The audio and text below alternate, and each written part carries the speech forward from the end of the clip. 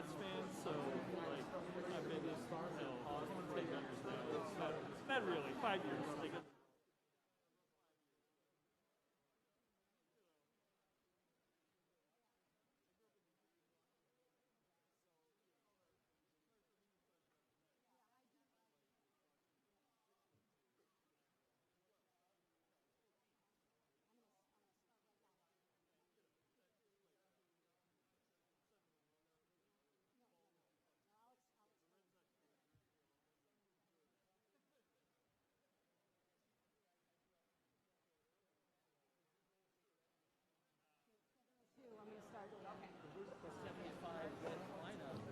You ready?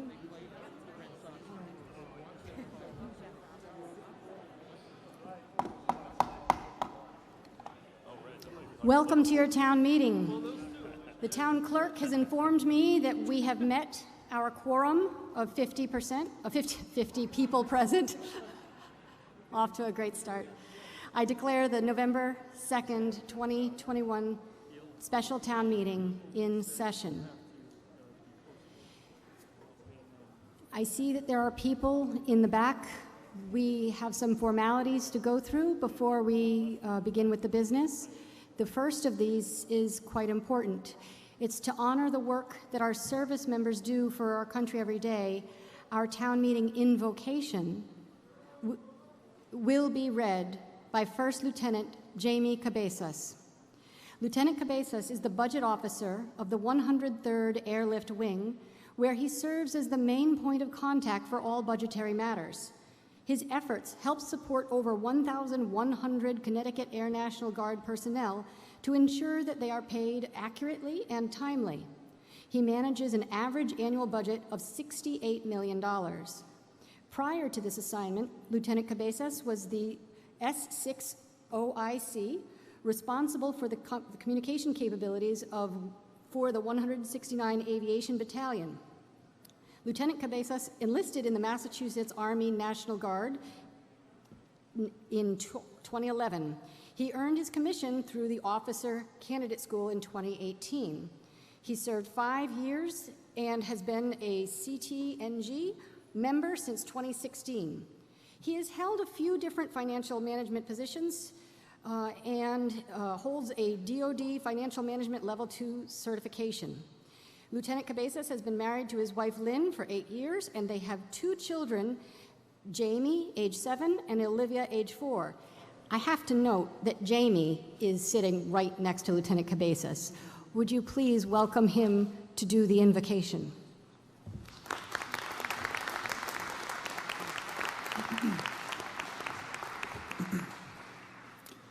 We have come together in civil assembly as a community in a tradition that is older than our Commonwealth itself.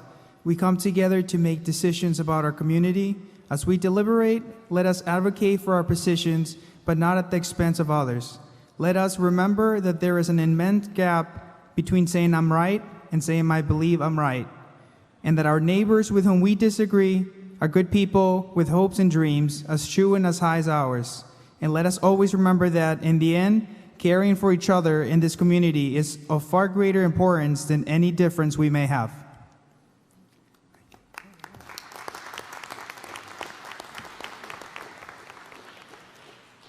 Thank you. I now welcome Catherine Mulcahy, a Long Meadow High School senior and center fielder for the softball team, to lead us in the Pledge of Allegiance. Would all those who wish and are able please rise and remain standing after the pledge. I pledge allegiance to the flag of the United States of America and to the republic for which it stands, one nation, under God, indivisible, with liberty and justice for all. Would you please remain standing? Thank you. Kindly remain standing and offer a moment of silence to remember those who have sacrificed for our country and the 5 million worldwide, the 700,000 who have died of COVID in the US, and those in our community who have lost loved ones recently. In particularly, Long Meadow Police Captain Stephen Conboy, Lane Ziff, Stores Librarian, Anthony Curto, Plumbing and Gas Inspector, and teachers Sarah O'Martian, Carla Drake, and John Devine.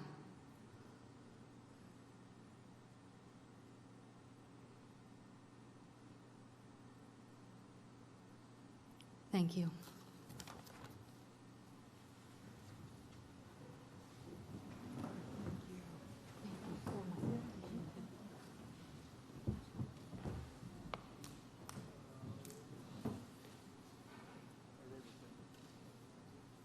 Thank you very much.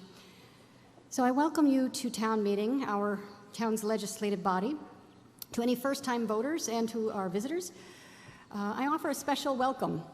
And as usual, I offer some general housekeeping and rules of procedure to mention before we get to our 19 articles tonight. In the event of a fire alarm or other emergency, exits are pretty clearly marked. Back, front. The large bay doors serve that purpose. Should you need a hearing assistive device, please inform a counter or someone at the clerk's desk and we'll loan you one. The back of the warrant includes a general list of the rules of procedure that we will follow. These rules follow the Massachusetts general laws, the town charter, our bylaws, and a rule book called Town Meeting Time. To speak, wait for recognition from the moderator, then state your name and address. All remarks will be addressed to the moderator. All visitors must sit in the designated visitor section, which is to my left in the front row. Non-voter town employees are sitting also in the subsequent section. Should we need to hear from non-voters with expertise or specialized knowledge of a project before town meeting, I will permit some non-voters to speak.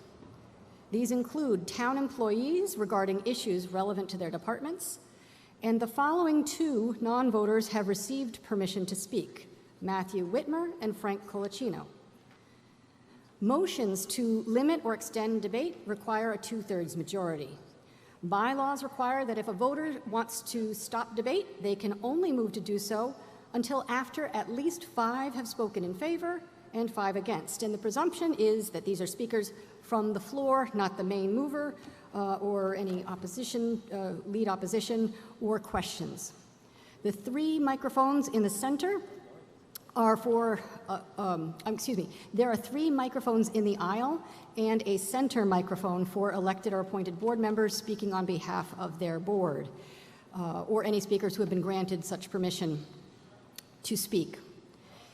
Citizens wishing to speak shall line up at each microphone, and I shall alternate among the line. Whenever possible, preference shall be given to those who have not yet had a chance to speak. And there's green for those in favor, red for those opposed, and yellow with questions or motions. There's no cross-examination. If you have multiple questions, ask them all at once, and I will direct the questions to who can answer it. Comments from the center microphone are approximately 2 minutes. All remarks should be concise, relevant, and civil, and by that I mean focused on the issue. Should speeches wander from their point or become repetitive, I will encourage the speaker to come to the point. Deliberation involves sharing of accurate, relevant information, weighing of advantages and disadvantages, and it ought to end when there's no new information available. The rules of procedure permit some kinds of talk and prohibit others. We speak to the issue, we don't speculate on motions, we don't reference people by name whenever possible, nor do we focus on character. Should there be a need to call a speaker to order, I will do that, and you'll be directed to come to order. When we are ready to vote, I will ask that no one new may enter the room, and voters shall raise their cards. Should you have any questions about how to do things in town meeting, just ask. We now turn to Article 1, and could the screen please reflect Article 1? And I recognize Mark Strange. I move that the town vote to transfer from available funds in the Treasury the sum of $100,000 for the purpose of the engineering and design for the Longmeadow Street Transportation Improvement Project. Is there a second? The motion's been made and seconded. You may speak to it. In order to be considered for state funding for the reconstruction, reconfiguration of Longmeadow Street, Route 5, the town must prepare a preliminary survey and design work to reach 25% design. This appropriation is the third $100,000 request of an estimated total $400,000. engineering of a total $400,000 engineering project that will allow the town to satisfy that requirement. This article was recommended by the Finance Committee. And I was just about to ask for that. Finance Committee, thumbs up. Thank you. Any discussion on Article 1, the motion under Article 1? Seeing none, we'll come directly to a vote. This requires a simple majority. Would all those in favor of the motion under Article 1 please raise your orange cards? Thank you. Would all those opposed raise your orange cards? Thank you. The motion passes, majority affirmative vote.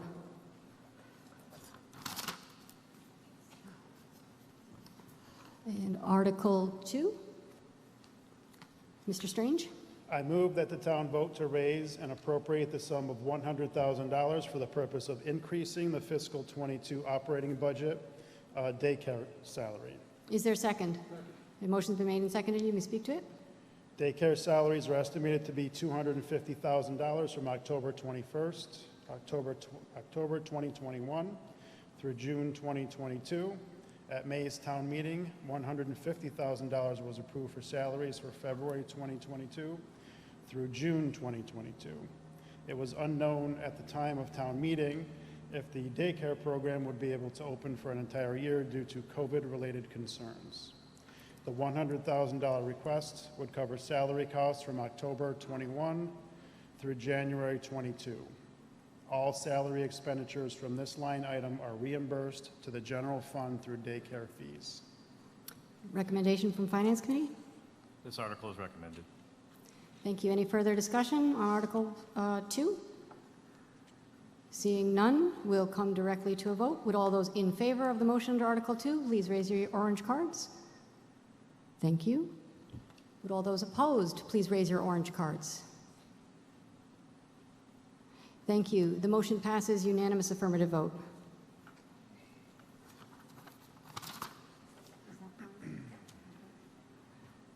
Article 3, Mark Strange. I move that the town vote to transfer from water retained earnings. I'm sorry? Article 3? Did I say Article 3? You said transfer? I'll tell you. Okay, forgive me. I move that the town vote to transfer from water retained earnings the sum of $315,000 for the purpose of providing supplemental funding for a fiscal '21 bill of prior year from the Springfield Water and Sewer Commission. Is there a second? Second. You may speak to it. The estimated cost from the Springfield Water and Sewer Commission for fiscal '21 for water supply and transmission increased by 8.29%. Due to capital outlay and high usage during the dry fiscal '21 period. Total budgeted costs were $1,309,716. Actual costs were $1,624,695. This increase in usage generated $600,000 more in fiscal '21 revenue than budgeted.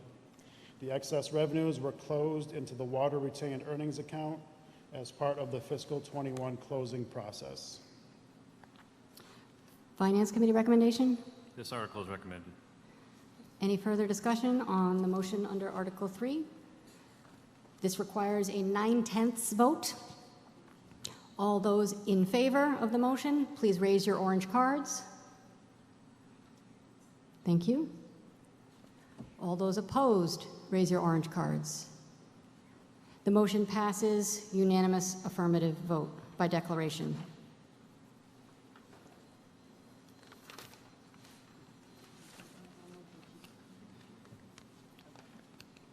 Article 4.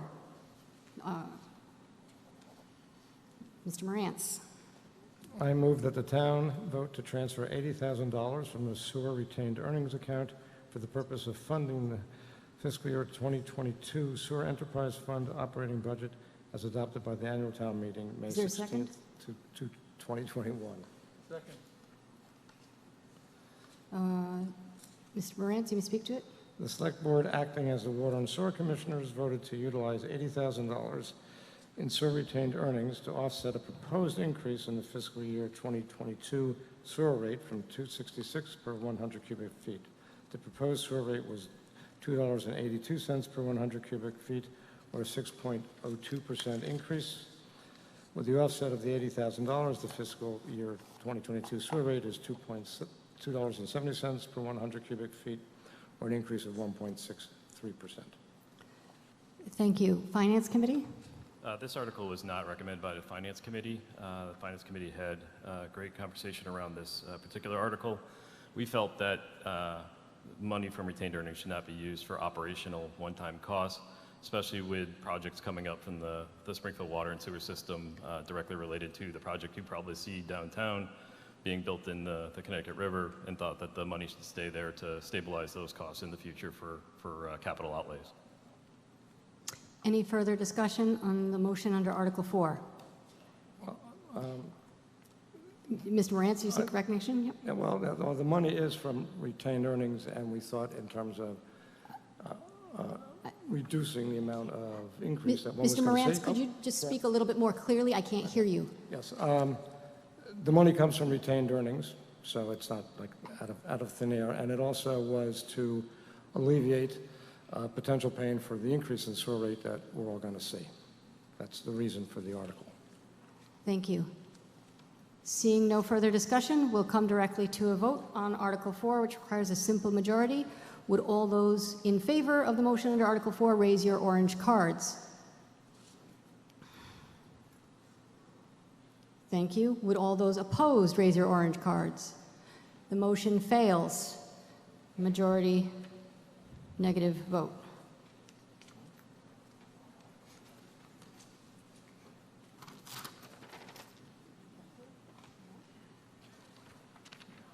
Article 5. Mr. Morantz. I move that the town vote to transfer from available funds in the Treasury the sum of $17,021.61 for the purpose of having to pay bills of prior year. Is there a second? Second. You may speak to it, Mr. Morantz. 4 obligations of the town from the prior fiscal year were discovered since June 30th, 2021. Emergency repair work was performed at the high school on June 16th to fix a leak from the built-in gutter system.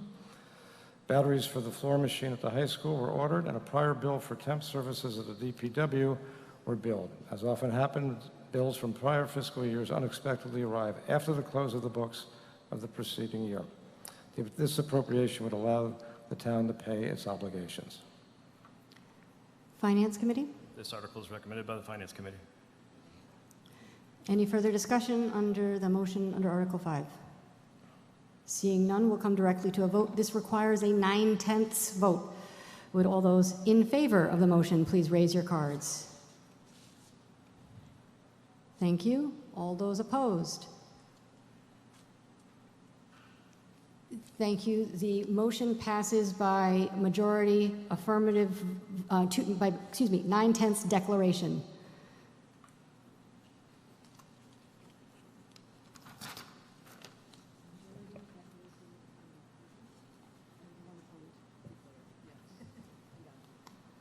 Article 6. I move that the town vote to raise and appropriate the sum of $70,000 for the purpose of increasing the fiscal year 2022 operating budget for the fire department. Is there a second? Second. Motion's been made and seconded. You may speak to it, Ms. Morantz. The fire department EMS call volume has increased 34% in the last 5 years, and the department has seen a 21% increase in combined fire, rescue, and EMS calls. The addition of 2 full-time firefighter paramedics was developed for the fiscal year 2021 budget and initially approved by the Select Board before the start of the pandemic. Taking a conservative approach to budgeting at the start of the pandemic, the positions were removed. The fiscal year 2021 ambulance revenue was $850,461.23, 13% down from 2020. But the last quarter of fiscal year 2021 predicts that the revenue in fiscal year 2022 will exceed fiscal year 2020. Call volume has rebounded to pre-pandemic levels, and the need for these 2 positions to fully staff both ambulances is evident again. This appropriation will also affect overtime. This is a permanent addition of 2 full-time employees to be hired on or about January 1st, 2022, which this increase would be offset by increased ambulance revenues. Thank you. Finance Committee. This article is recommended by the Finance Committee. Thank you. Any further discussion under the motion under Article 6? Seeing none, we shall come directly to a vote. This requires a simple majority. All those in favor, please raise your orange cards. Thank you. All those opposed, raise your orange cards. Thank you. This passes majority affirmative vote.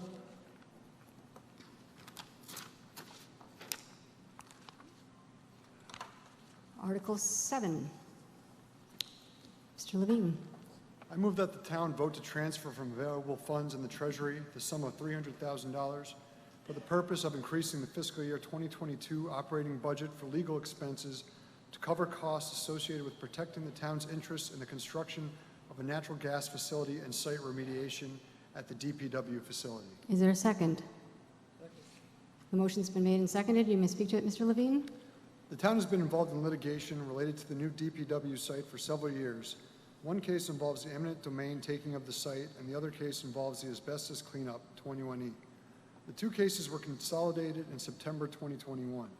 The town has entered the discovery phase, which is estimated to cost approximately $200,000 for the remainder of fiscal year 2022. If the town is successful in the 21E case, the cleanup costs for the site and legal fees could be recovered. The town continues to review natural gas projects and filings that have an impact on the town of Longmeadow. Eversource Gas has announced plans for the Western Mass Reliability Project, which proposes a new point of delivery station and additional supply line through the town to service customers in Agawam, West Springfield, Southwick, Springfield, Longmeadow, East Longmeadow, and Chicopee. The town has experts in the gas field who will review the Eversource filing and assist the town in responding to the filing in the best interests of the residents. This review and response is estimated to cost approximately $100,000 for fiscal year 2022. Finance Committee. This is recommended by the Finance Committee. Thank you. Any further discussion under Article 7? Seeing none, we shall come directly to a vote on the motion under Article 7. Would all those in favor please raise your orange cards? Thank you. All those opposed? Thank you. The motion passes. Majority affirmative vote.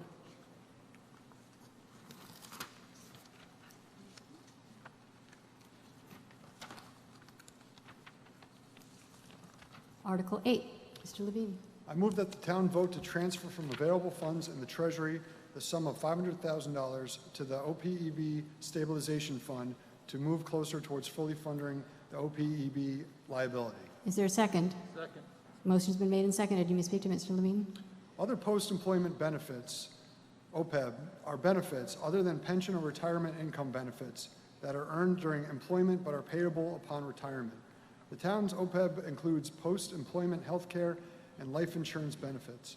Generally, accepted accounting principles, GAAP, view OPEB as a form of deferred compensation and require that the costs related to these benefits be recognized during employment. Annually, the town pays for actual health and life insurance benefits for retirees, currently costing $1,390,903 and funding $581,000 for active and retired employees. As of June 30th, 2021, the calculated unfunded liability is $25,930,000. This is down from $29,820,000 from the previous fiscal year.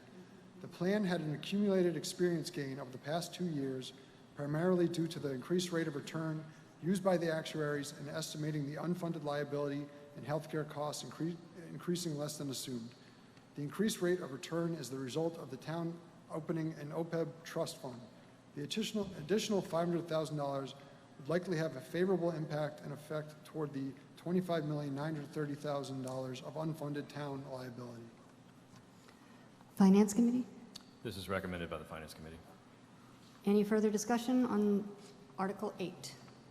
Seeing none, we'll come directly to a vote. This requires a simple majority. Would all those in favor please raise your orange cards? Thank you. Would all those opposed raise your orange cards? Thank you. The motion passes. Majority affirmative vote. Article 9. I move that the town vote to raise and appropriate $169,806 from the fiscal year 2022 Community Preservation Fund revenues for CPA fund balance reserved for open space, $56,602. CPA fund balance reserved for community housing, $56,602. And CPA fund balance reserved for historic preservation, $56,602. Is there a second? Second.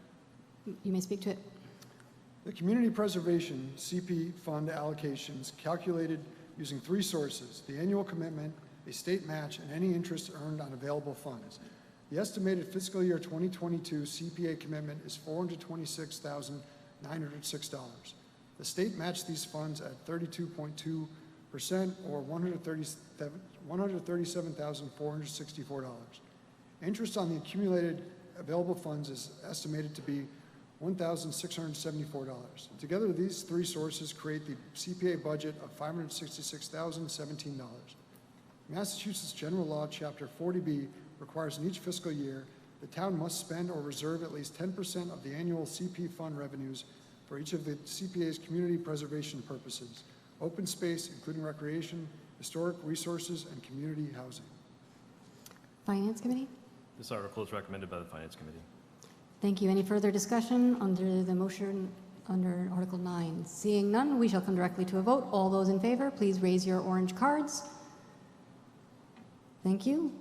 All those opposed, raise your orange cards. Thank you. The motion passes, majority affirmative vote. Article 10. Mr. Gold. Madam Moderator, I move the town vote to transfer from available funds in the Treasury the sum of $1,292,209.39 to the Operating Stabilization Fund. Is there a second? Second. Thank you. The motion's been made and seconded. You may speak to it, Mr. Gold. Yes, per the policy of the Select Board, all free cash amounts in excess of $500,000, once the town's fiscal year's budget is balanced and related fiscal matters covered, shall be transferred to the town's operational stabilization fund established by vote of town meeting on November 18, 2003, pursuant to Massachusetts General Law, Chapter 40, Section 5B. This transfer will help improve future credit rating options.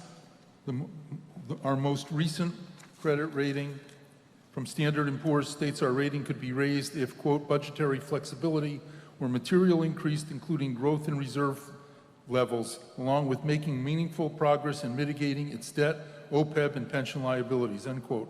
This article would help increase our reserve levels. The June 8, 2021 Standard & Poor's Global Rating Opinion can be read on the Finance Department's webpage and the town website. Finance Committee? This article is recommended by the Finance Committee. The Finance Committee would also commend our town manager and the Finance Director for their language on the articles this year. That was really well written. Any further discussion? This requires a simple majority. All those in favor, please raise your orange cards. Thank you. All those opposed, raise your orange cards. Unanimous affirmative vote.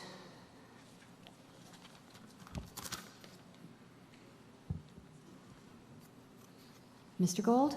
Madam Moderator, I move to approve Articles 11 and 12 as part of a consent agenda. Is there a second? Second.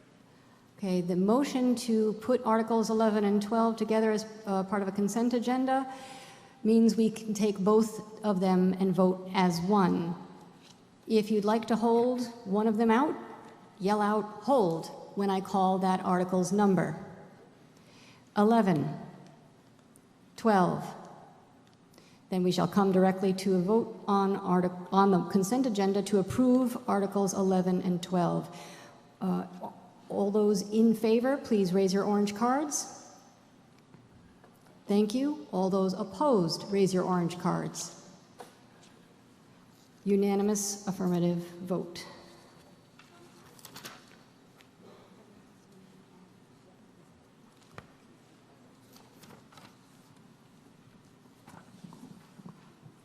Article 13. Madam Moderator, I move that the town support the following as a guiding principle. A, to consider climate change in all appropriate decisions and planning processes. B, take action to prepare for the impacts of a changing climate. C, reduce greenhouse gas emissions. D, develop and implement a comprehensive climate action plan, all with the goal of making Long Meadow a truly sustainable community. Is there a second? Motion's been made and seconded. You may speak to it, Mr. Lacusa. Climate change is a worldwide crisis negatively affecting all of us as individuals and as a community. Immediate and continued actions on our part are needed to ameliorate the impact of these negative effects. By adopting this Article 5, the town is committing to continue the work it has already begun to become a green community and to create a plan to help Long Meadow prepare to be a resilient and sustainable community in the faces of threats posed by climate change. Thank you. Sir, the yellow microphone? Does the Finance Committee... I'm sorry, could you state your name and address first, please? Charles Millett, 22 Birch. Thank you. Does the Finance Committee have a recommendation on the cost for this or a suggestion for the cost? The Finance Committee does not have a recommendation, to my knowledge. No. No recommendation. Do most of the other articles here have a cost associated with them? Let's see. Our town manager, could you address that question? Or Mr. Lacusa, if you'd like to address that question? Well, this is primarily a policy objective that is it's voluntary for the town and the town leaders to follow this directive. But, you know, a vote from town meeting would support the notion that we consider climate change in our future decisions. Sir, if you have any questions, ask them all at once. It'll not be a back and forth. So I'll allow one more, or if you have others, ask them all. That makes sense. Yeah, I would motion for a cost to be associated with each of these items before this is considered for a vote. Sir, you're making a motion? I'm making a motion. So could you say that motion again, please? Yeah, I would motion that a cost would be associated with each of these items before we agree on taking the cost associated with committing to these, you know, A through D. I don't know that that could happen. Hold on one second.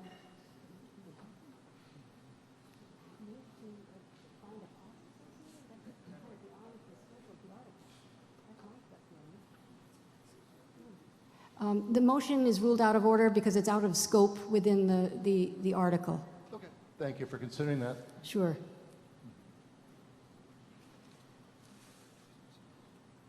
And at the red mic, and then we'll go to the person at the green mic. Name and address, please. Stephen Metz, 171 Coventry Lane. I am speaking in opposition to this, and I recommend that the town meeting vote not to adopt it because of vagueness. For example, number A says, consider climate change in all appropriate decisions and planning process. What does that mean? That's the trouble. Things that are in the warrant or in the town bylaws or whatever should be easily determined to be enforceable, and the mechanism for enforcing them should be stated. If much more appropriate, I think, to target specific requests to suggest that specific environmental planning process be detailed and the cost of it. Thank you. Thank you. At the green microphone, name and address, please. Jeffrey Romoser, 63 Whitman Road. The gentleman at the red mic says that it's a bit too vague. I would argue that that's actually a good thing. You need to start somewhere, and having a vague groundwork to build upon for more specific future policies I think that's a good thing, and we need to start somewhere. I support this. Thank you. Any further discussion under the motion under Article 13? Seeing none, we'll come directly to a vote. This requires a simple majority. Would all those in favor of the motion under Article 13 please raise your orange cards? Thank you. All those opposed, raise your orange cards. The motion passes, majority affirmative vote.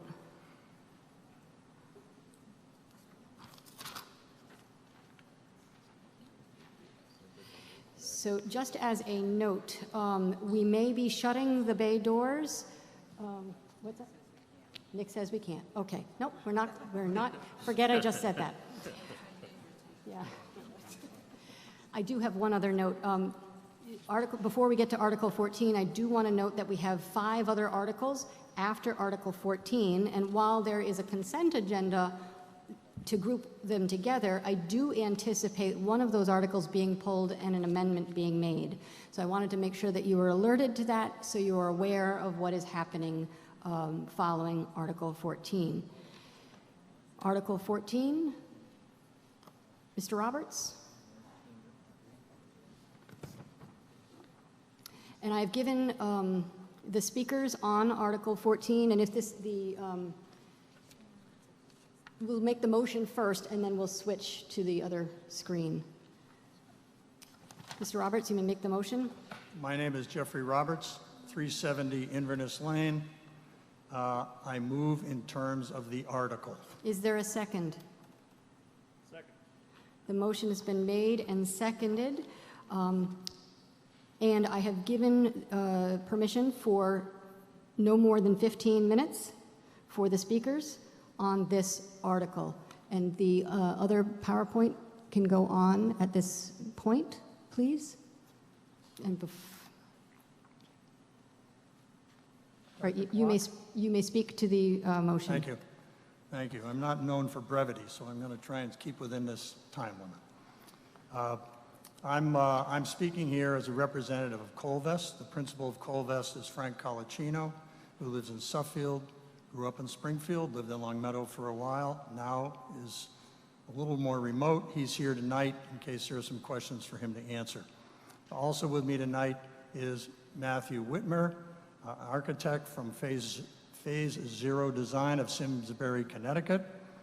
Matt has had a lot of experience with Colvest developments, and he and I also work together on behalf of the owners of Long Meadow Shops with respect to the expansion to accommodate the CVS. So Matt's very familiar with that expansion and this process. This article requests approval, requires a 2/3 vote to change the zone of the property described in the article, which I will explain to you, is at the corner of Redfern and William Street, adjacent to Long Meadow Shops, from Residence A1 to business. The vote here tonight is the change in the use. It's not a vote up or down on the specifics of a design plan, even though we're going to show you one tonight.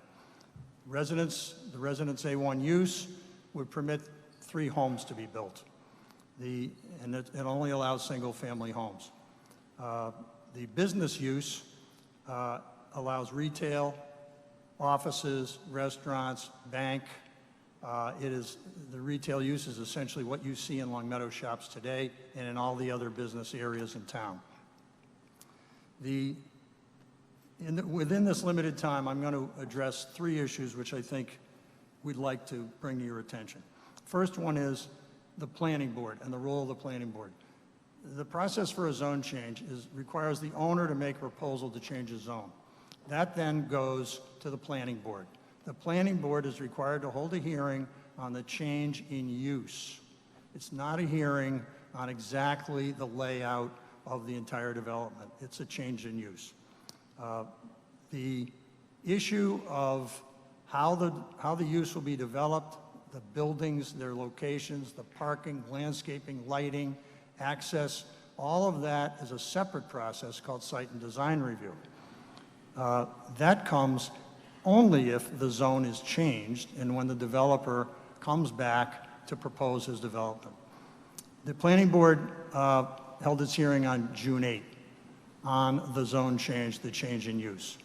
At that hearing, I spoke with members of the planning board about bringing in plans that are in the handout you received tonight and that you're going to see on the screen with Matt Whitmer. It was recommended that since it's a hearing on a change in use, it's not a hearing on a site plan, we didn't need any plans, but we were welcome to bring them in. And we brought them in because we understand that people don't want to vote or don't feel comfortable voting for a change in use unless they have some idea what's going to be done on the property. So what you are going to see tonight is what we presented to the planning board. Also, I will say from my own experience that the types of plans that you will see and that we brought to the planning board were comparable to the same plans that were brought to the same planning board in 2014 when the Long Meadow Shops was being expanded. And that was followed by much more detailed analysis of the site plan. At that hearing, there was a minimal discussion about the plans. The discussion, however, went to a question of who are the tenants going to be in the buildings.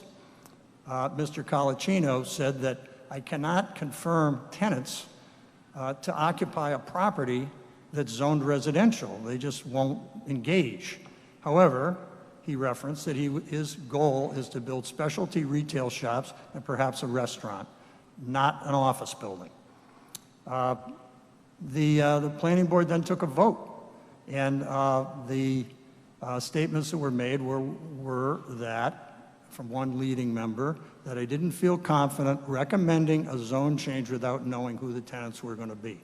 This actually surprised Mr. Whitmer and me, because when the CVS expansion was presented, the CVS occupied 13,000 square feet. There was another 9,000 square feet next to the CVS, and there was 7,000 square feet that was vacated by CVS, leaving 16,000 square feet that needed new tenants, and there was no discussion about who those tenants were going to be. So I will suggest to you that it is not unusual. This process was not unusual. The developer went in, prepared a site plan, represented what he was trying to do, and the planning board voted the way they voted 3-1 against, which is their right. The point I want to make is the site and design review process protects against unrestricted development. It is correct that once the use is changed, you are going to have a business zone. But you will also be protected in the use because the business zone has limited uses, which I explained. So we have business zones all over town, and you know, as a lifelong resident here, I don't think any of them are, frankly, offensive. The next thing I want to bring up is taxes. The property right now generates $26,000 a year in taxes. 3 single-family houses would, I would say, and I think I can justify this, produce about $45,000 in taxes. This development, between real estate taxes, personal property taxes, and if there's a restaurant, meals taxes, could be expected to develop $250,000, which is about 5 or 6 times what the residential use would produce. We think this is a significant thing for the town to think about. We're constantly hearing about having a higher tax base that could produce higher taxes. This is a piece of property at this location that we feel the highest and best use is what we're proposing, which is essentially an expansion of Long Meadow Shops. This money is new money to the town. It's not that this money will reduce all your taxes. It's that your taxes stay the same. This is added on. There have been a lot of votes tonight for expenses being paid, and I think, in my opinion, $250,000 or an extra $200,000 is a substantial amount of money, and we shouldn't lose this opportunity. Traffic is always an issue. We didn't discuss it at the planning board because that wasn't what the meeting was for. But we know everyone worries about traffic. In my experience, when Big Y was taking over the whole shops where they are, the fear was it was going to drive traffic through the roof. Nobody would have a place to park. It would be a disaster. I think it has not been a disaster. When the CVS expansion was proposed, it was another issue. What about traffic? This is going to be terrible. I haven't noticed any difference. I think the traffic has been handled very well. The problem in that area is a problem anyway because of that intersection. The intersection does not have a high service value. We've known that for a long time. In fact, when the CVS expansion came in, Long Meadow Shops owners were convinced to give the town $200,000 towards rebuilding that intersection. And the money's sitting there, available, but it hasn't been used because it's not enough. What Colvest has said in the past, and I can repeat here tonight, is that Colvest knows this. Colvest is prepared to pay the extra money it takes to upgrade that intersection. The estimate is this could be $600,000 or $800,000 package to do that. And Colvest has done this before in other locations, in other cities and towns. Colvest did it across from St. Mary's and those little shops. That was town property. Colvest spent the money, upgraded the property at its own expense, and is prepared to do that for this intersection if this passes. If this doesn't pass, I don't know when that intersection is going to be fixed, to be honest with you. A few words about the developer. You're at 9 minutes, 30 seconds, and Out I of advise 15. You have 15. Okay, I'm good. I've known Mr. Colicino for probably 30 years. He's developed properties all over Western Massachusetts and Connecticut. His reputation is good. He maintains his properties, he builds responsible developments, and he stands by his word. Every time there's a zone change, the question always comes up, well, once we change the zone, the developer can do anything he wants with regard to the use. My response is, we just did a Brewer Young rezone, and the developer did what the developer said it was going to do. We did a CVS rezone, and CVS, or Long Meadow Shops, said what they were going to do, and they did what they're going to do. This developer is no different. He wants to come into the town, he wants to be responsible, he wants to do what he's going to propose, and Matt Whitmer will explain it. You're at 10 minutes, 33 seconds. Thank you. Have the next slide, please. So for the record, Matt Whitmer from Phase Zero Architects. Appreciate you folks having me here tonight. I'll quickly walk you through the site here, and for those of you that can see, 916 Williams is right here. This is the big Y. We have the Long Meadow Shops and, of course, the CVS expansion. So we just butt right up next to that CVS expansion. Next slide. This is the subject parcel. You can see Bliss Road into William Street, and then this is Redfern, and then this is the intersection, of course, that Attorney Roberts was talking about. Next slide. So when we approached the planning board with this idea of this zone change, they asked us to come back with some concepts. So what I'm going to show you tonight are really concepts. This is something that is certainly viable. It goes along with the character and the nature of what's in town right now, but they're really concepts. And, you know, as Attorney Roberts said, these do need to be reviewed through site review, and we'll go through the due diligence that's going to be required of any project of this nature.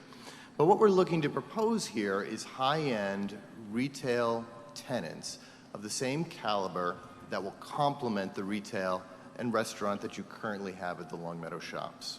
So that's really the nature of this project, the why of it, if you will.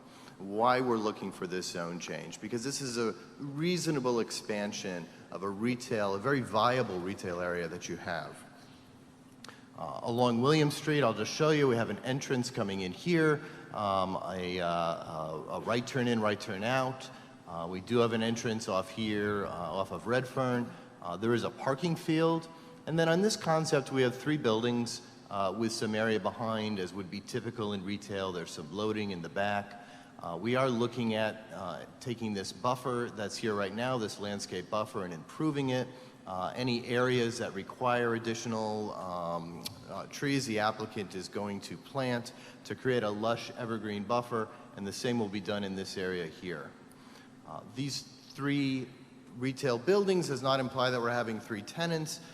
These buildings will certainly be subdivided just like the Long Meadow Shops and may support 5, 6, 7, 8 tenants.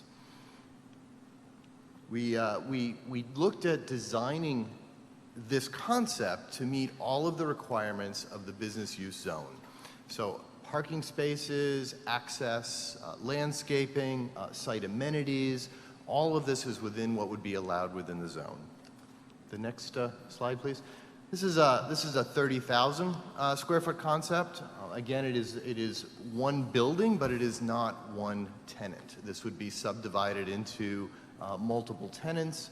You can see it has a very similar parking field, same entrances and exits that we're looking at, same way of servicing the building. One of the things I will say is this is not maximizing the site. We could probably do another 3,000 to 5,000 square feet here that would be allowed in the zone. Developers not looking to do that, and developers looking to provide appropriate landscape areas, site amenities, buffers that would be necessary to support a development like this. I will also tell you the applicant is looking more so at concept A than concept B, which is the 3-building concept that I showed you previously. That's the preferred plan of development, if you will, for this site. 1 minute. Next slide. This is the view from William Street from what we call concept A, which is the 3 buildings. I will zoom in on this, but can I have the next slide, please? This is concept B, the single building.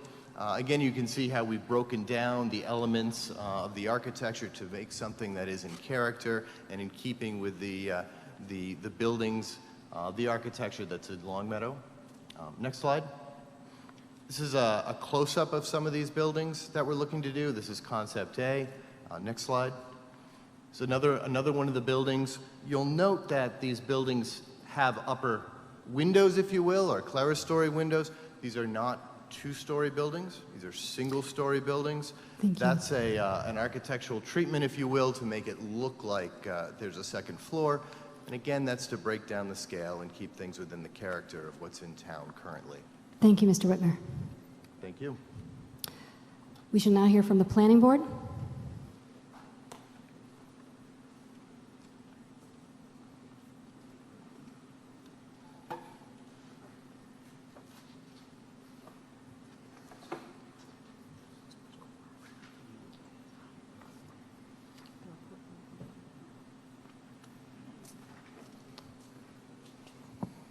Good evening, Walter Gunn, Clerk, Longmeadow Planning Board.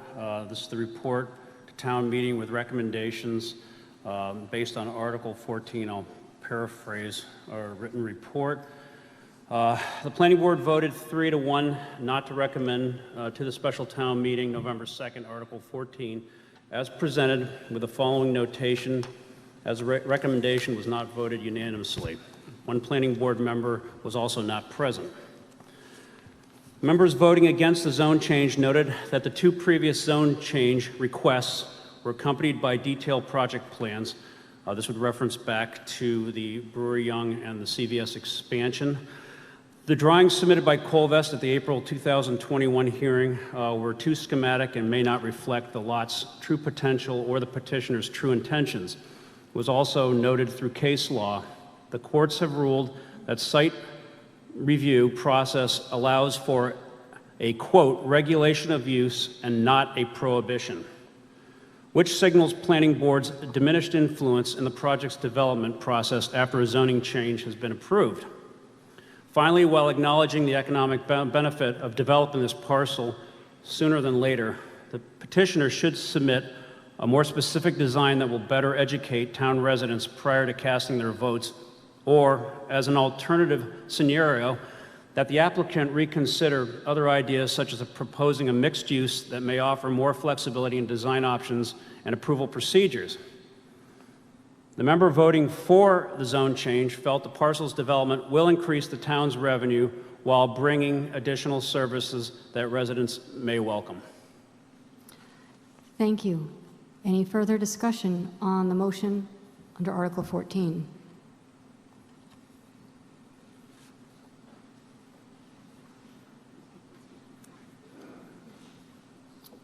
And we'll take you in turn, green, yellow, red. Remember to state your name and address. You have approximately 2 minutes. Thank you. My name is Milton Reach. I live at 77 Arlington Road. I support this zone change because of our current very limited retail and commercial choices, my preference for local merchants over blue, brown, and white trucks, and the natural extension of the Longmeadow shop the zone chain affords. To ease traffic logistics, adjacent properties owned by different entities often agree to reciprocal easement agreements that let traffic flow between the property, thus reducing traffic on public ways. If the Longmeadow shops were willing, in the terms equitable, would Colvest agree to such an arrangement? Thank you. Thank you. At the yellow microphone, please. Name and address, and if you have multiple questions, I encourage you to ask them all at once. My name is Kathy Mullins, and I live at 123 Wheel Meadow Drive, and I have a question for the developers. What are you doing to mitigate climate impact of this development? Okay. Mr. Roberts, can you answer that question? Mr. Whitmer, the architect?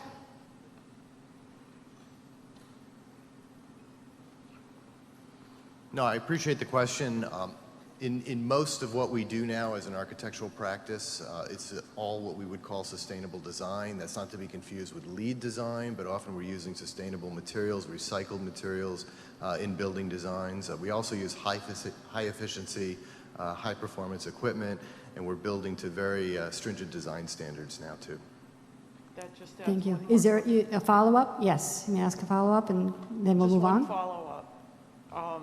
Are you looking at perhaps putting solar panels on the tops of the buildings, you know, on the sides where you can't see it, or any like types of heating like geothermal, or are those also options that you're looking at? Yeah, I'm sure Mr. Whitmer. Yeah, I'm sure the developer would entertain that. We have done solar panels, photovoltaic, and they've been very effective. So I could imagine that being a concept that would be supported here. Absolutely. Thank you. At the red mic, please. Noreen Toloski, 83 Willowbrook Road. I live in an area of town where the traffic volume is getting to the point of being ridiculous. And as far as changing a zoning without having specifics is not a wise move. In the planning board, I support their vote on no, because if the first church were sold and the residents that lived in that area did not want more traffic and they were going to have shops instead of a church, I would support my Longmeadow residents and not any developer. Thank you. Thank you. At the green microphone. Madam Moderator, thank you. Name and address, Mr. Nolet. My name is Jerry Nolet, and I live at 24 Tabor Crossing. And my friends, this article provides us with another rare opportunity to benefit our community. Other reasonably recent changes have benefited Longmeadow, and we mentioned CVS and the mansion on Longmeadow Street. Voting yes for this article will generate approximately $250,000 to $300,000 of annual tax revenues. This is significantly greater than any other permitted use, and most of all, without any use of town services. Furthermore, no development can occur without the planning board approval dealing with the various bylaw requirements. This elected board is essentially our backup protection. And again, no development can occur without their approval. Please vote yes to accept this financial opportunity, and thank you in advance. Thank you. At the yellow microphone. Cynthia Summer, 57 Farmington Avenue, former chair of the Longmeadow Long Range Planning Committee. When the long range planning process happened, many residents of the town were involved and looked at what we might do with this property should it become available. And we had talked a lot about maybe the highest and best use was a mixed development of residential and retail at the time. And I have two questions. The first one is, was that considered a mix of residential and retail? We had especially thought that for people with disabilities or seniors, locating apartments, you know, above just 2 stories, above shops, as they do in many places, would be ideal for people to get around to the Longmeadow shops and to the restaurants and have a good quality of life. being able to reach things. And what is my second question? I'll remember it in a minute, but so I wanted to know if that was considered. So, Mr. Colacino?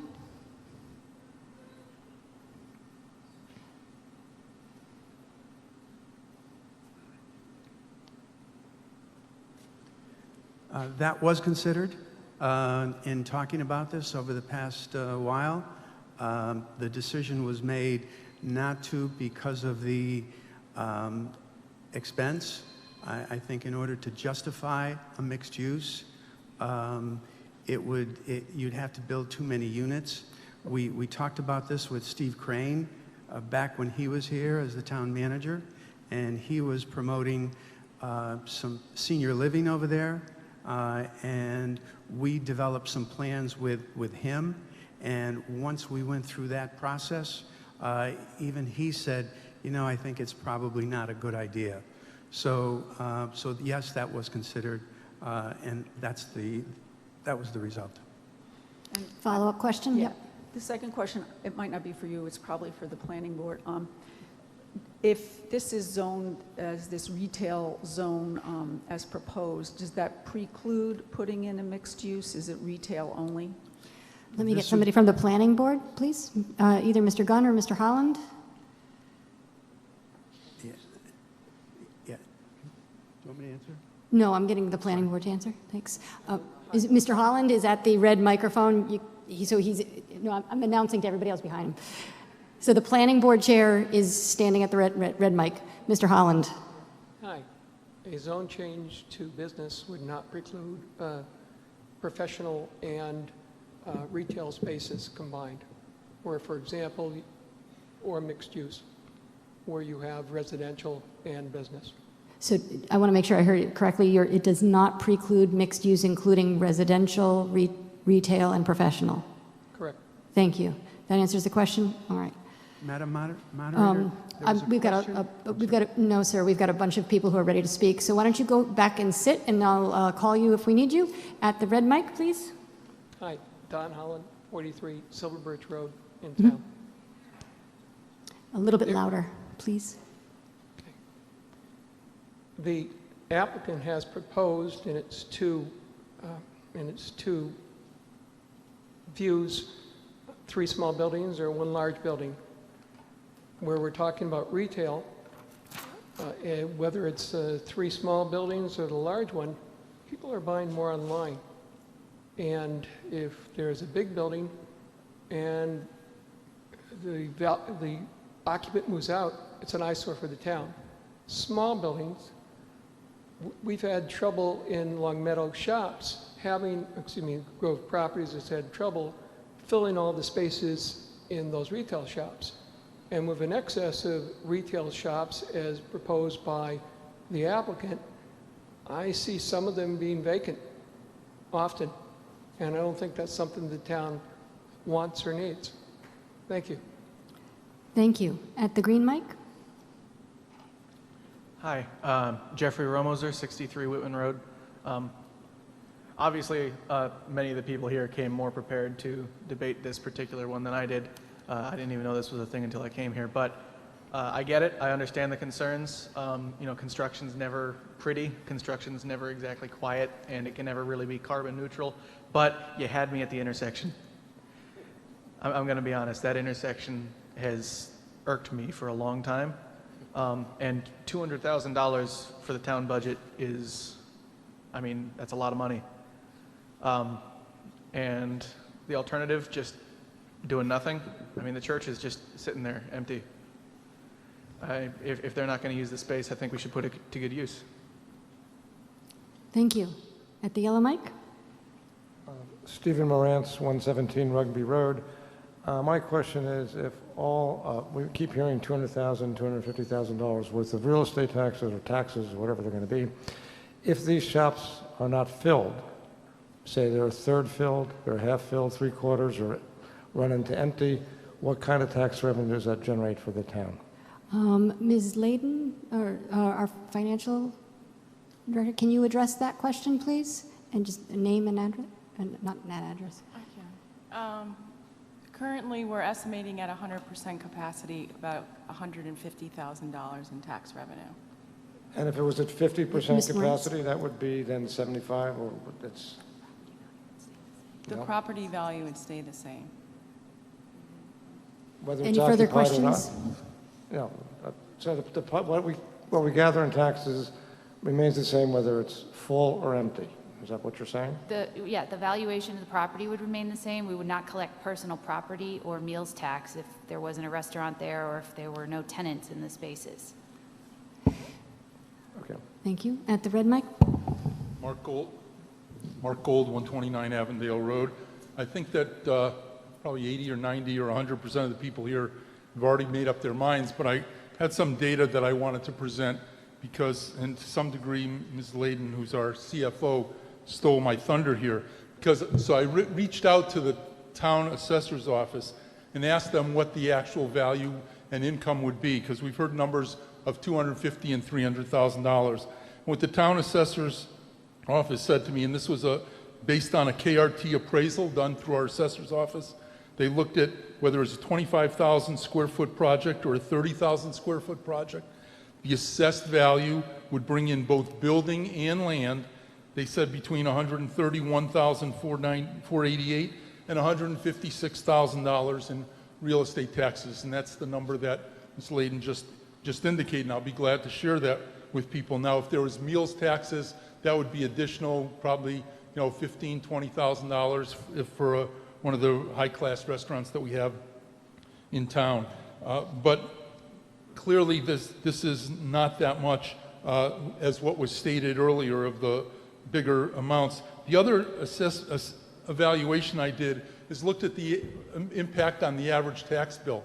So in Longmeadow, all of our properties, personal property, town values, are $2,283,000,000 and change. Now, if you take and say, based on the assessed value, again, this isn't the construction value, it's the assessed value, which is very different. Our town assessors estimate that the assessed value would be $5 million.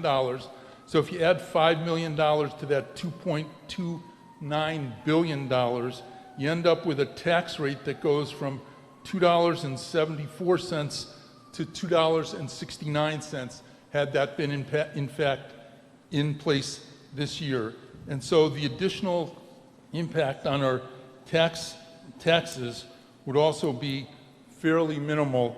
And so I guess my conclusion from all this is twofold. The first one is, if you're in favor of commercial development of the intersection, vote for the zone change.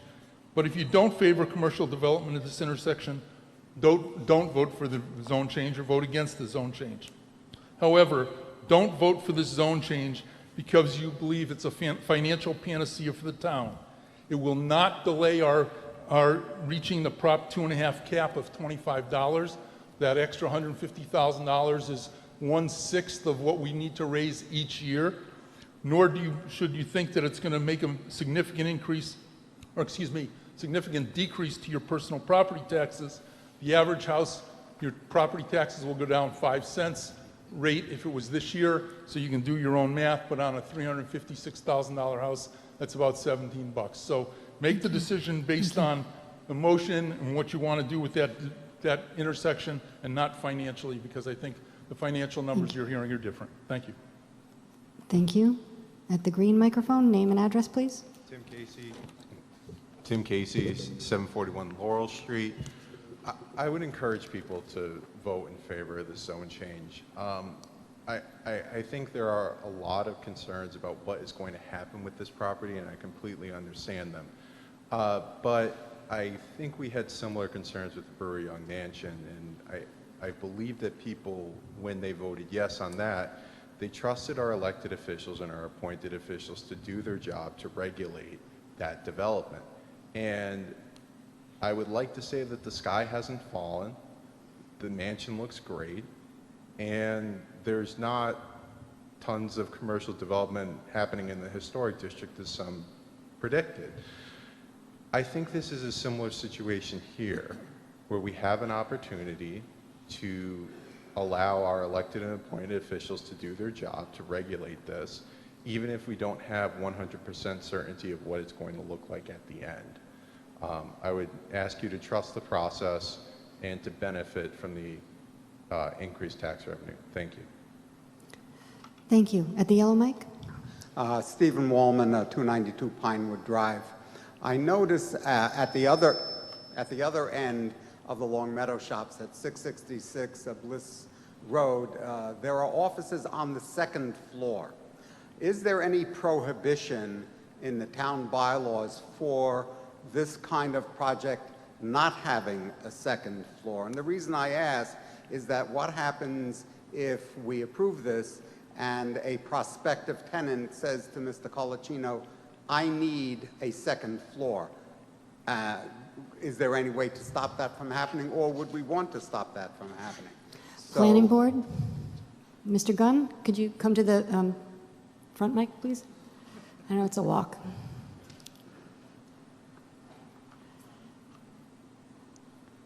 No, there's no prohibition to having a second floor, but there would be, the parking formula would kick in. So if they've already got a parking plan for the retail space that's in the concept, adding a second floor, more office space, there's a formula for X amount of parking per office. So I'm sure they've taken that into consideration. Thank you. At the red mic? Good evening. My name is Andrea Chasen, and I live at 236 Crestview Circle, and I'd like to start my If you could speak opposition- closer to the mic. A little closer? Yeah, thanks. Is this better? Yes, thank you. Okay. So, do you want me to repeat my name? No, I heard it. Okay. So I'd like to start my opposition with a thank you to Colvest for buying the property in 2015 and maintaining it. And I appreciate as a taxpayer that you want to help support Longmeadow. I'm going to go into my opposition. I very much watched what you presented, and I just want to point out that we adopted a climate change lens in this town. And what I'm looking at in terms of your presentation is exactly the same stuff that we have. Heat islands, buildings that don't conform or do anything to indicate how they're going to be using renewable energy, transitioning us going forward. And I also see wall-to-wall asphalt in buildings when we need to continue understanding what the impact that it has on our stormwater surges, on our pollution runoff, and everything else. And so I'm looking at architectural plans from the late 1900s, early 2000s, and nothing that's going to march us forward. And so my opposition is very heavily focused on the fact that I don't think that this is going to help reduce our carbon footprint, or it's going to do everything it can to increase greenhouse gas emissions. And as it is, we also have so many empty buildings that are retail space in this town as it is that are not being used and not being used adequately, that I'm not sure that this is the best advantage use of this property, which I do think needs to have something done with, but I think it needs to be looking at it in the 21st century and use some of the more modern contemporary ideas. Green roofs, less parking spaces, do something interesting. So thank you. Thank you. At the green mic? Peter Landon, 5 Meadowbrook Road. I'm in favor of the project I'd just like to mention a couple of reasons. The project at the mobile station next to St. Mary's, I've lived in that neighborhood for 30, 40 years, and it's never looked good, and Colvest took it over, and with their money, did the road, they did the new wall over, they made the parking lot workable, and now they're seeking tenants. And it's never sparkled like this or been something of pride in the Long Meadow, except for the Meadowbrook Triangle across from St. Mary's Church. I have had a lot of involvement with finance department, audit committee, and now the tax ceiling committee, and this is exactly the kind of income we've targeted. we said this is the best, and maybe it won't, like Mr. Gold said, be the panacea of all our Proposition 2.5 issues on the tax ceiling, but it's a major step forward. That is a significant amount of money. The amount of new growth that we budgeted, the Finance Committee has budgeted in their model, year after year for the next 10 years was 125,000. This is double that, depending on how you scorecard it and whether there's a meals tax or no meals tax, and how much personal property tax are in there. So this is a total home run and helps us get out of a tight spot that the state has put us in on Prop 2.5. The last thing is, it was mentioned that Mr. Colacino is a responsible person by Mr. Roberts, and I think he's more than a responsible. We're going to avoid talking about character, and well, how can you? By not talking about character. So, well, and avoid using names, please. Okay, well, let's say the leadership there has done work with AIC and chairman of the board and the. I'm sorry, that's talking about character. We're talking about the zoning of the land. Thank you. At the yellow microphone. Hello, this is Jay Turnberg at 155 Blueberry Hill Road. My question is our zoning change permanent on the property? So if we do make this change, Colvis can resell the property tomorrow with the zoning change? Planning board, please. Thanks, Mr. Gunn.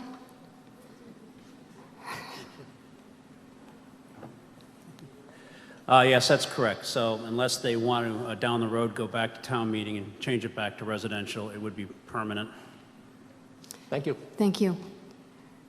At the red mic, please.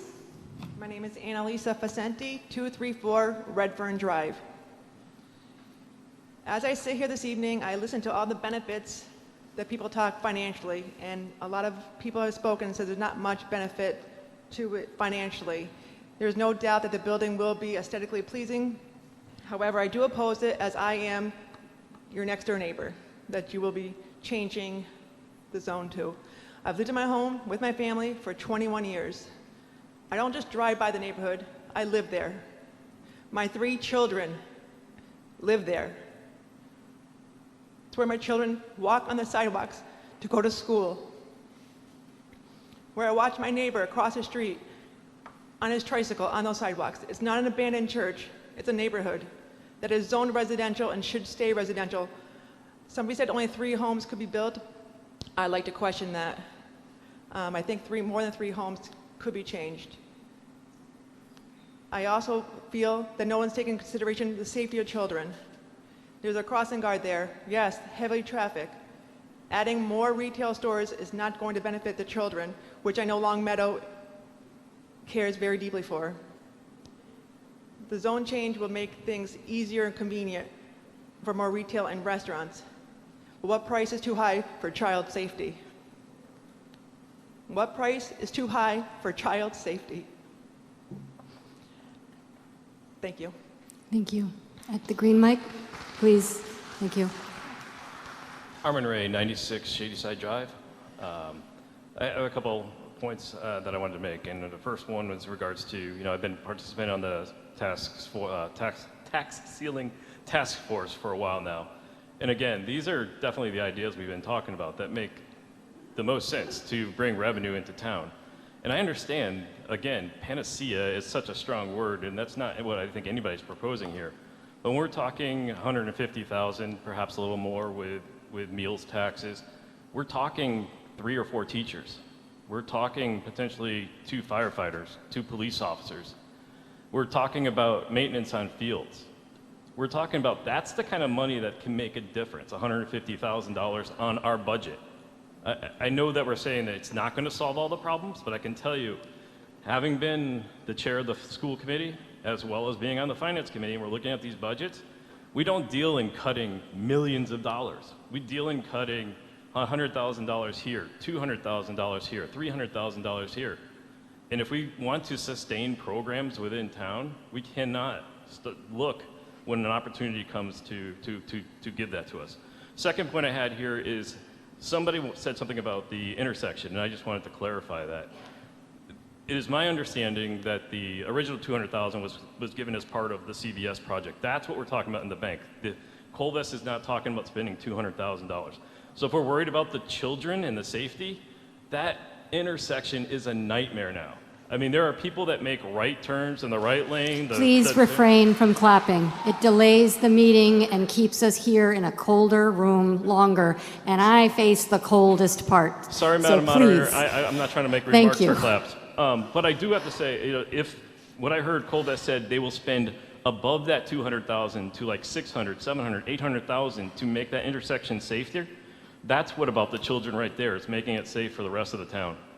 I understand people that live in the neighborhood. I live up the street. Traffic is a concern, but we need to do something about that intersection. I think this gives us the opportunity to do that. Thank you. Thank you. Again, yellow mic. Thank you. Really? Thanks. Yellow Madam mic. Moderator, Yes. Tim Casey, 741 Laurel Street. In the interest of getting us out of here faster, I'd like to call the question. Hold on a minute. 5 and 5. I counted correct this We- time. I know we- sometimes I don't count correctly, okay? I have been very get it, careful. all We right? have reached 5 in favor and 5 opposed. So the motion to call the question has been made. Is there a second? The motion's been made and seconded. Please have a seat so we can come to a vote on whether to call the question.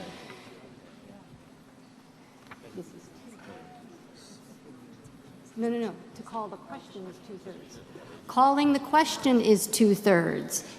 If that gets approved, then we shall come directly to a vote on the motion under Article 14. So all of those who are in favor of calling the question to end debate, raise your orange cards. Thank you. All those opposed, please raise your orange cards. The motion to call the question passes by 2/3 declaration affirmative. Hold on one moment.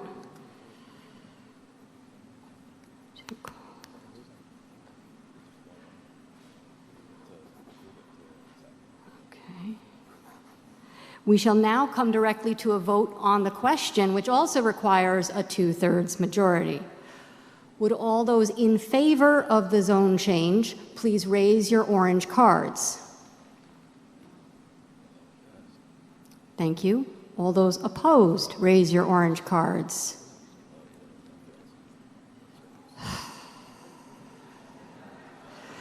It looks like I'll need a hand count, folks.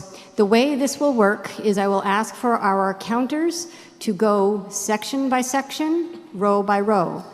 We will only be counting the yes votes right now. So what they will do is they will go row, so everybody stay in your rows, don't move. The counters will come to you row by row. They will direct you to raise your orange cards when I indicate that. And so wait one second, please. I just want to give the instructions so that we're all clear on what is happening. There are 2 counters who will be standing at the end of the row. They will ask each row for yes votes, raise your orange cards. Keep them raised until they say thank you. They will then move on to the next row. There's no going back. So once they finish that row, they're moving on. After they have finished counting all of the yes votes, I will direct them to count the no votes. We clear? All right, we may count the yes votes now.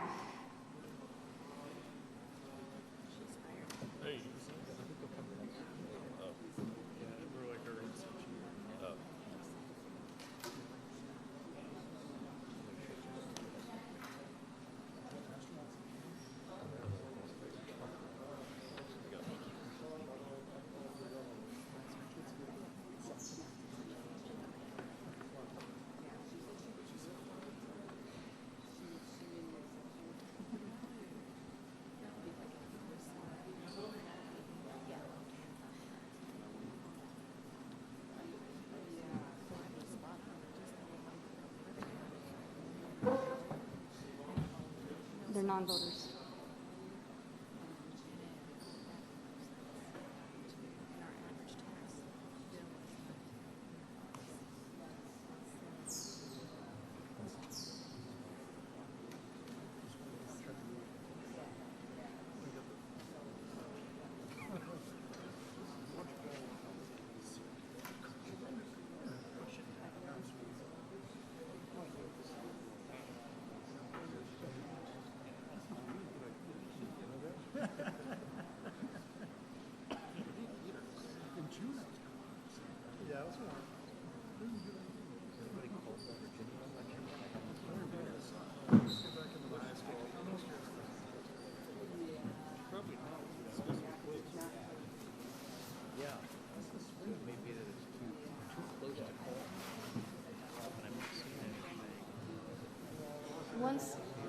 Once the yes votes have been counted, I will ask that you line up at the yellow microphone. So block 1. I want to wait, before we start, though, I want to wait till all of the votes have been counted. And no one new is allowed to enter the room while voting is going on.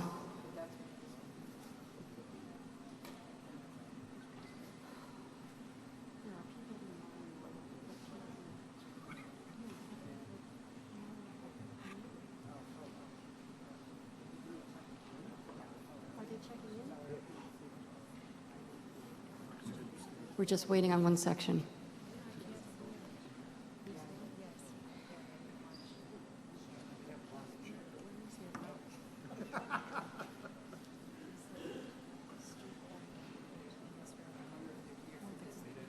I don't know. I don't know.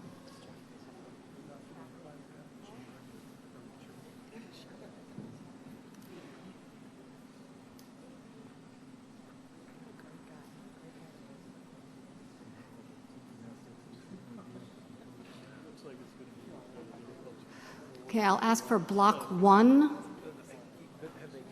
Yes votes, please. 9 yes votes. 9.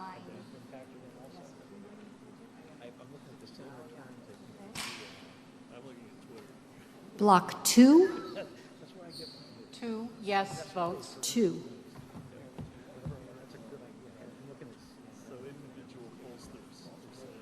Block 3. 23 yes.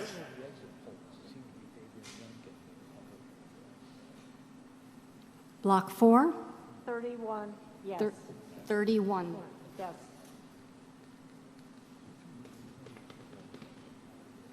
Block 5. Section 5 had 58 yes votes. 58.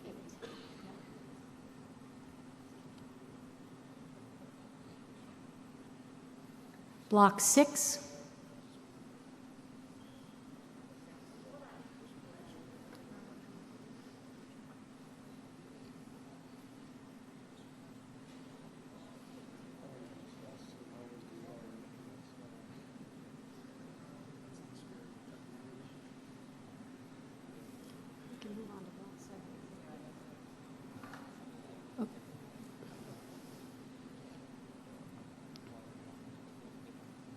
Block 6, 55, yes. 55.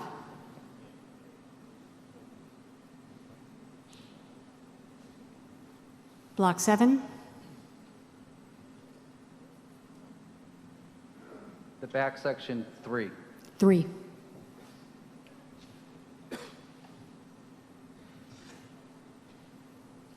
No more sections? Is that correct? Okay. You may count the no votes now.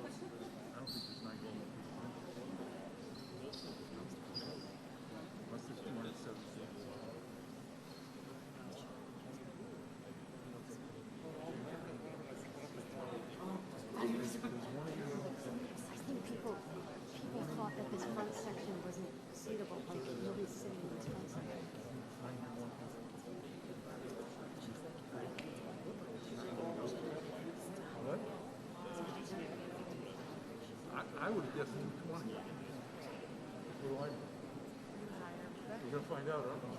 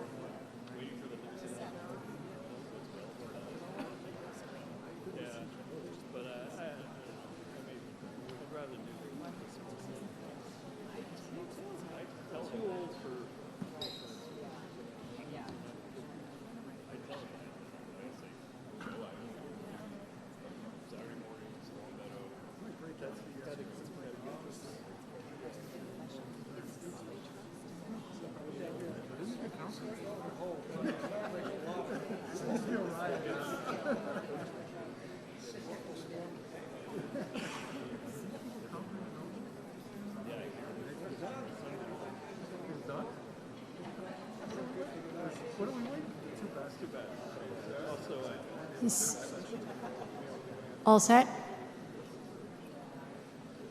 Block, are all the counters set? Block 1, no votes. 4 no votes.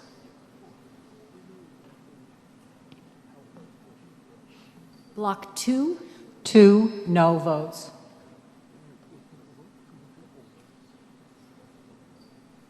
block 3, 22 no votes.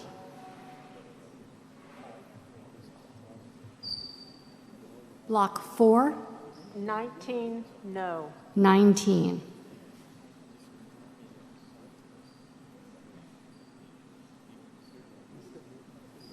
Block 5, Block 5 had 27 no votes. 27.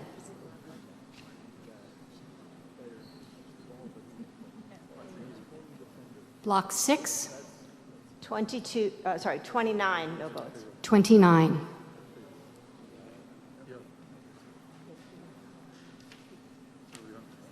Block 7, 2 no votes. 2.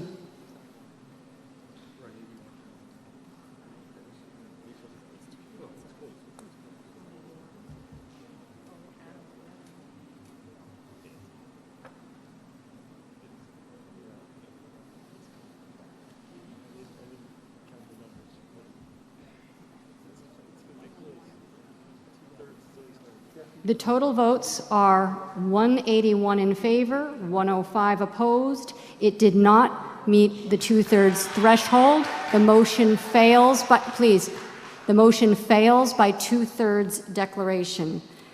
We shall now turn to a motion under Article, another motion, Mr. Lacusa. Madam Moderator, Article 13. Oh, I'm sorry, yes. Consent Agenda 2. We'll consider Articles 15 through 19 in grouping unless town meeting decides to pull out an article of the consent agenda for separate discussion. I move to approve Articles 15, 16, 17, 18, and 19 as part of a consent agenda. So is there a second? Second. For a consent agenda, I ask that people who are departing please do so in silence. If there is a number of an article that you would like to call out for separate consideration, call out hold nice and loud after I call the number. 15, 16, 17, 18, 18 hold, 19. Hold. Okay, we have a hold on 18 and 19. We shall then come to a vote on considering Articles 15, 16, and 17. And could I ask that you just advance the slides, please?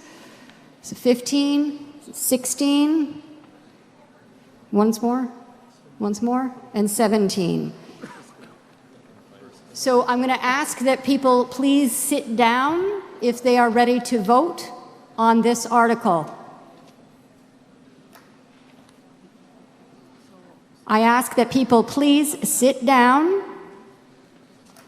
or make your way outside into the aisle as quickly as possible. We have to vote.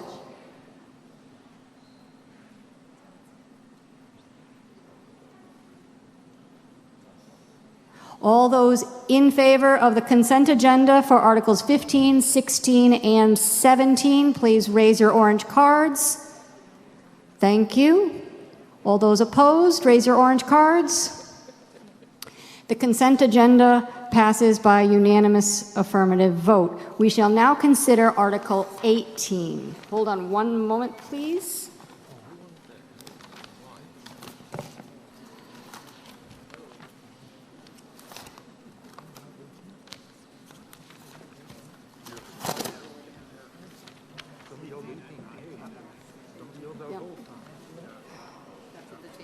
Yep. Mr. Lacusa, Article 18. Are you moving in terms of the article? I move in terms of the article. Second. Motion's been made and seconded. You may speak to it, Mr. Lacusa. Okay. Let's see.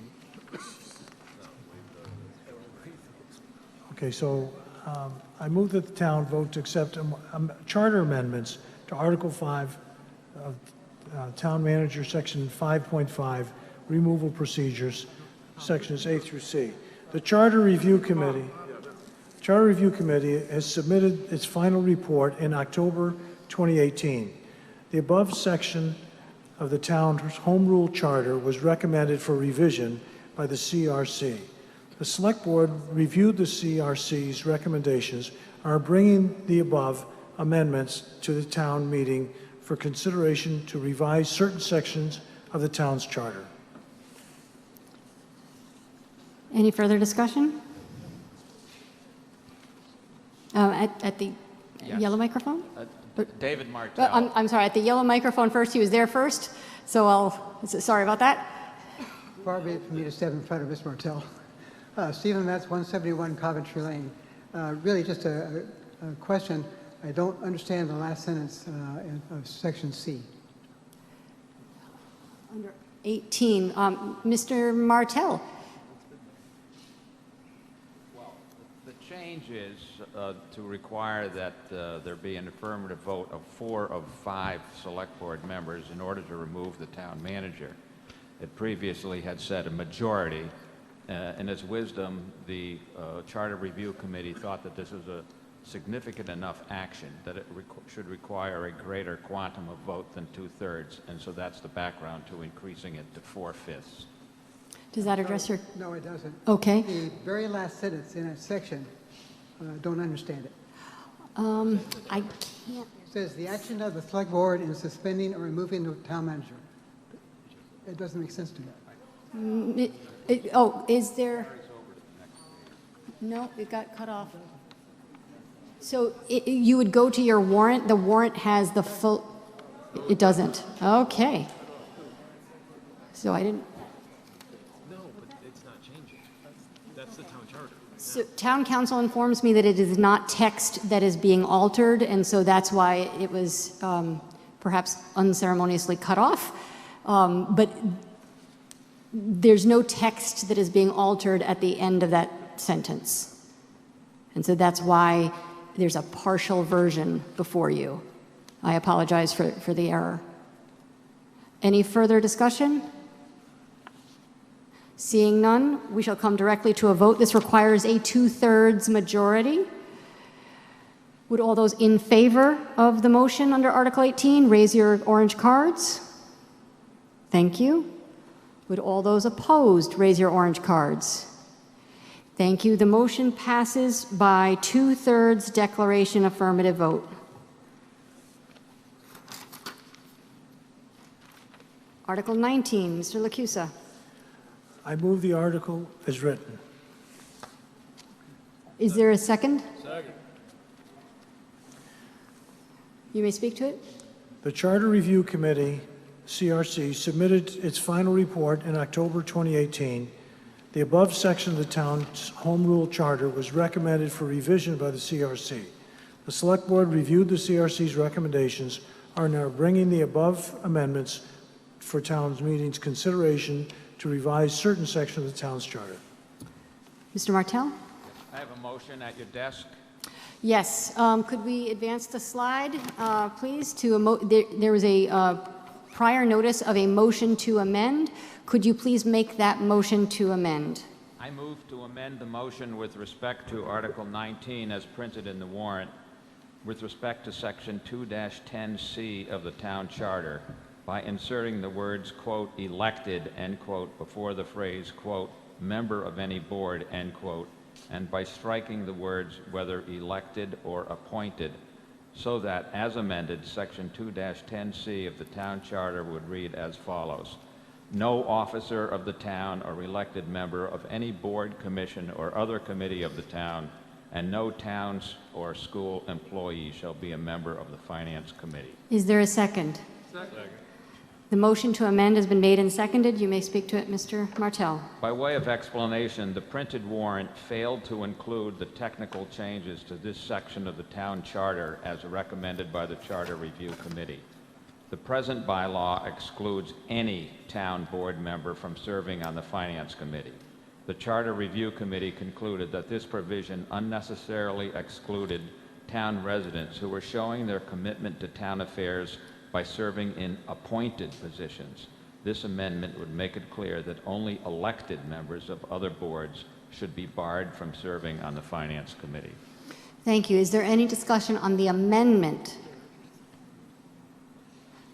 Seeing none, we'll come to a vote. We have to come to two votes. The first vote is on the amendment to the article, to the motion. That requires a simple majority. Would all those in favor of the amendment please raise your orange cards? Thank you. All those opposed, raise your orange cards. Thank you. The motion to amend has been approved. We now can come to a discussion of the motion as amended.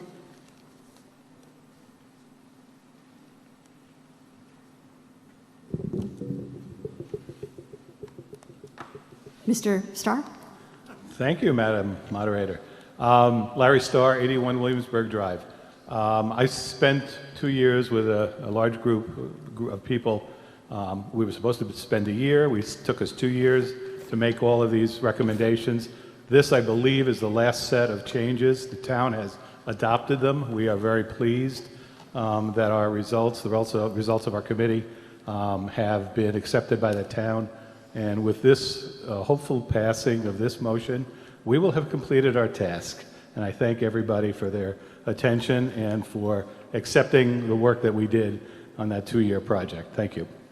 Thank you. Any further discussion on the motion? This requires a 2/3 majority. Please raise your please raise your orange cards if you are in favor.